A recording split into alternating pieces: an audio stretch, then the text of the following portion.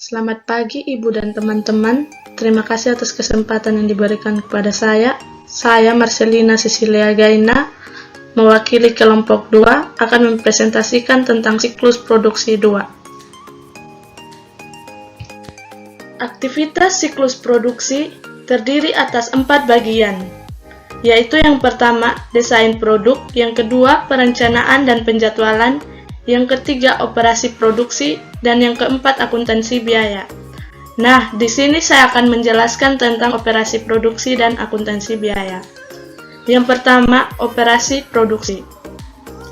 Langkah ketiga dalam siklus produksi adalah pembuatan produk yang sebenarnya. Cara aktivitas ini dicapai berbeda-beda di berbagai perusahaan. Perbedaan berdasarkan jenis produk yang diproduksi dan tingkat otomatisasi yang digunakan dalam proses produksi.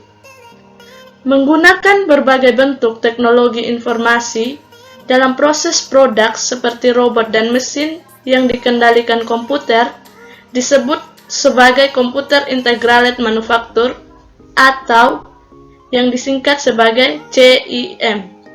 CIM dapat secara signifikan mengurangi biaya produksi.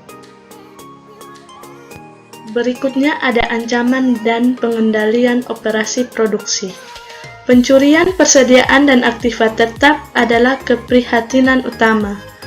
Untuk mengurangi risiko kehilangan atas persediaan, akses fisik terhadap persediaan harus dibatasi dan seluruh pergerakan internal dari persediaan harus didokumentasi. Yang kedua ada akuntansi biaya. Langkah terakhir dalam siklus produksi adalah akuntansi biaya. Akuntansi biaya memiliki 3 tujuan utama, yaitu yang pertama, menyediakan informasi untuk perencanaan, pengendalian, dan pengevaluasian kinerja operasi produksi. Yang kedua, menyediakan data biaya yang akurat mengenai produk untuk digunakan dalam penetapan harga dan keputusan bauran produk. Dan yang ketiga, mengumpulkan dan memproses informasi yang digunakan untuk menghitung nilai-nilai persediaan dan harga pokok penjualan yang muncul dalam laporan keuangan perusahaan. Yang berikutnya ada proses dari akuntansi biaya. Untuk berhasil mencapai tujuan pertama, sistem akuntansi biaya harus didesain untuk mengumpulkan data secara real-time mengenai kinerja aktivitas produksi, sehingga manajemen dapat membuat keputusan yang tepat waktu. Untuk mencapai 2 tujuan lainnya, sistem akuntansi biaya harus mengklasifikasikan biaya berdasarkan berbagai kategori, dan kemudian menentukan biaya-biaya tersebut ke produk tertentu dan unit organisasi. Hal ini memerlukan pengodean yang cermat pada data biaya selama pengumpulan, karena seringkali biaya yang sama dialokasikan dalam berbagai cara untuk beberapa tujuan yang berbeda. Dalam akuntansi biaya, sebagian besar perusahaan menggunakan perhitungan biaya job order atau perhitungan proses untuk menentukan biaya produksi. Perhitungan biaya job order menentukan biaya ke batch produksi tertentu atau pekerjaan dan digunakan ketika produk atau jasa yang dijual terdiri dari bagian-bagian yang dapat diidentifikasi secara diskret. Sebaliknya, perhitungan biaya proses atau proses costing menentukan biaya pada masing-masing proses atau pusat kerja dalam siklus produksi dan kemudian menghitung biaya rata-rata untuk seluruh unit yang diproduksi. Perhitungan biaya proses digunakan ketika barang atau jasa yang hampir sama diproduksi dalam jumlah massal dan unit diskret tidak dapat dengan segera diidentifikasi. Yang berikutnya, data penggunaan bahan baku. Ketika produksi dimulai, penerbitan permintaan bahan baku memicu debit barang dalam proses untuk bahan baku yang dikirim ke produksi. Jika bahan baku tambahan diperlukan, debit yang lain dibuat untuk barang dalam proses. Sebaliknya, barang dalam proses dikredit untuk bahan baku yang tidak digunakan dan dikembalikan ke persediaan. Banyak bahan baku diberi kode batang agar data penggunaan dapat dikumpulkan dengan memindai produk tersebut ketika dilepas dari atau dikembalikan ke persediaan. Semakin banyak para produsen yang menggunakan label RFID untuk lebih meningkatkan efisiensi dari pelacakan penggunaan bahan baku. Faktanya, label RFID diterapkan ke produk individu. Perusahaan mungkin jika menginginkan mengadopsi metode identifikasi spesifik untuk melacak persediaan. Meskipun demikian, sulit untuk menggunakan kode batang atau label RFID untuk beberapa barang seperti cairan. Pegawai persediaan dan pekerja pabrik harus menggunakan terminal online untuk memasukkan data penggunaan untuk barang-barang tersebut. Berikutnya ada biaya tenaga kerja langsung. Di masa lalu, AOE dan para produsen lainnya menggunakan dokumen kertas yang disebut kartu jam kerja atau job time ticket untuk mengumpulkan data mengenai aktivitas tenaga kerja.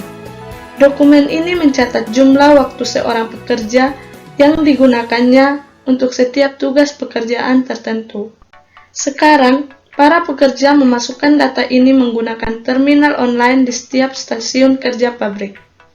Untuk lebih meningkatkan efisiensi dalam proses ini, AOE sedang mempertimbangkan untuk beralih ke kartu identifikasi berkode yang akan digesekkan para pekerja ke alat pembaca kartu atau pemindai kode batang untuk mengotomatisasikan pengumpulan data yang dapat menjadi signifikan. Berikutnya penggunaan mesin dan peralatan. Ketika perusahaan mengimplementasikan CIM untuk mengotomatisasikan proses produksi, proporsi yang lebih besar dari biaya produk yang terkait dengan mesin dan peralatan yang digunakan untuk membuat produk tersebut. Data mengenai penggunaan mesin dan peralatan dikumpulkan di setiap tahap proses produksi, seringkali bersamaan dengan data mengenai biaya tenaga kerja. Berikutnya biaya overhead pabrik. Biaya pabrik yang biasanya secara ekonomis tidak layak untuk melacak langsung terhadap pekerjaan atau proses tertentu yang disebut overhead pabrik.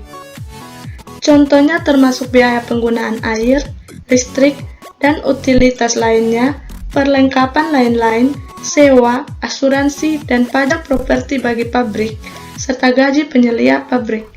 Sebagian besar dari biaya-biaya ini dikumpulkan dengan informasi siklus pengeluaran dengan pengecualian gaji penyelia yang diproses oleh sistem informasi siklus sumber daya manusia. Para akuntan dapat memainkan peran penting dalam mengendalikan biaya overhead, dengan cermat menilai bagaimana perubahan dalam bauran produk dapat mempengaruhi total overhead pabrik.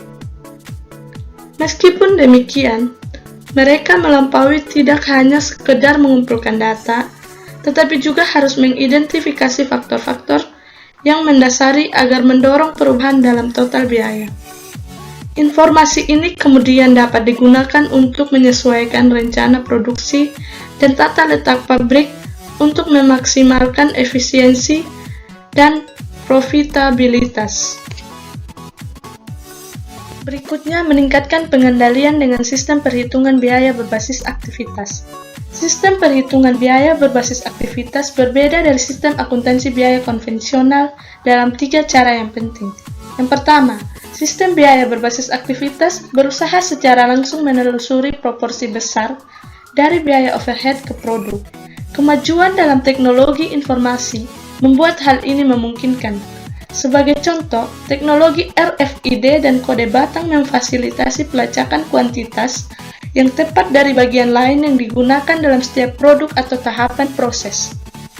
Ketika mengimplementasikan sistem perhitungan biaya berbasis aktivitas, para akuntan mengamati operasi produksi dan mewawancara para pekerja pabrik dan para penyelia untuk mendapatkan pemahaman yang baik mengenai bagaimana aktivitas manufaktur mempengaruhi biaya.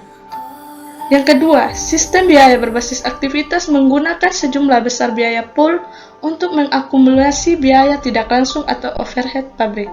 Sementara sebagian besar sistem biaya tradisional menyatukan seluruh biaya overhead bersama-sama, sistem perhitungan biaya berbasis aktivitas membedakan 3 kategori overhead terpisah, yaitu overhead yang terkait dengan batch, overhead yang terkait dengan produk, dan overhead keseluruhan perusahaan. Yang ketiga, Sistem biaya berbasis aktivitas berupaya untuk merasionalkan alokasi overhead ke produk dengan mengidentifikasi pemicu biaya. Peningkatan manajemen biaya. Para pendukung berargumen bahwa keuntungan lain dari perhitungan biaya berbasis aktivitas adalah bahwa perhitungan tersebut dengan jelas mengukur hasil dari tindakan-tindakan manajemen atas profitabilitas secara keseluruhan. Sementara sistem biaya tradisional hanya mengukur pengeluaran untuk memperoleh sumber daya, maka sistem biaya berbasis aktivitas mengukur jumlah yang dikeluarkan untuk memperoleh sumber daya dan konsumsi sumber daya tersebut. Perbedaan ini ditunjukkan dalam formula biaya kemampuan aktivitas sama dengan biaya aktivitas yang digunakan tambah biaya kapasitas yang tidak digunakan. Yang terakhir, peningkatan pengendalian dengan metrik kinerja inovatif. Sebagai tambahan untuk perubahan struktur dari laporan kinerja, para akuntan harus mengembangkan dan memperbaiki langkah-langkah baru yang didesain untuk berfokus pada isu-isu penting bagi manajer siklus produksi. Terdapat dua isu penting, yaitu throughput dan ukuran pengendalian kualitas. Throughput menunjukkan jumlah unit barang yang diproduksi dalam suatu periode waktu tertentu. Throughput ini terdiri atas 3 faktor, di mana masing-masing dapat dikendalikan secara terpisah. Yang kedua, ukuran pengendalian kualitas. Informasi mengenai biaya kualitas dapat membantu perusahaan menentukan dampak dari tindakan yang diambil untuk meningkatkan yield dan mengidentifikasi area-area untuk perbaikan lebih lanjut.